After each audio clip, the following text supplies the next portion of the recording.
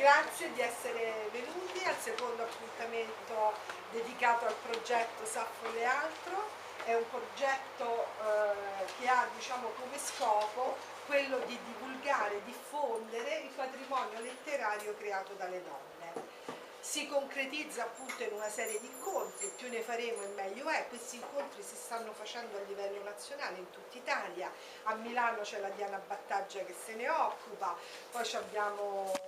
Adriana Gloria Marico, abbiamo tante altre coordinatrici dalla Sicilia fino alla Lombardia, insomma si stanno iniziando a muovere questi incontri. Questo progetto nasce da un'idea di una nostra amica, di Donna Amati, che ha lanciato appunto questa bellissima idea, ci ha detto ma voi vi va insomma di partecipare, pensate così, abbiamo accettato volentieri questa sfida, pensiamo che sia diciamo, un dovere culturale anche, ma non perché non è un movimento femminista, questo assolutamente, è un movimento di cultura, è storicamente provato che la letteratura creata dalle donne è stata sempre messa da parte, lo provano, se apriamo i libri lo si vede, insomma, anche i libri scolastici, le antologie che sono uscite fino adesso. E non ci sembra bello questa cosa perché la cultura non ha sesso, mettere da parte, discriminare diciamo, degli autori perché sono donne non era una cosa di sicuro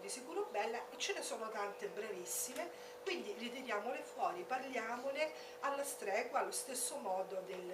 degli autori uomini, senza differenza tra di loro,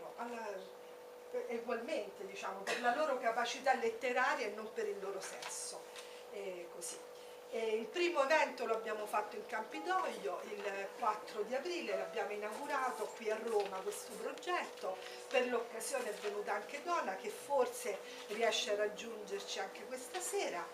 e lì abbiamo fatto, diciamo, un evento un po' più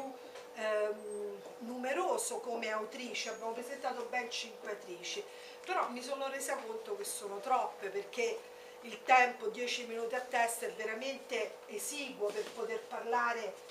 ovviamente anche stasera, di ogni autrice di cui noi andremo a parlare si può parlare per giorni interi, per ore, faremo degli accenni. Questo non toglie che torneremo sopra, che si parlerà ancora di queste autrici, che da qui può nascere anche uno studio, una ricerca, un saggio, una pubblicazione.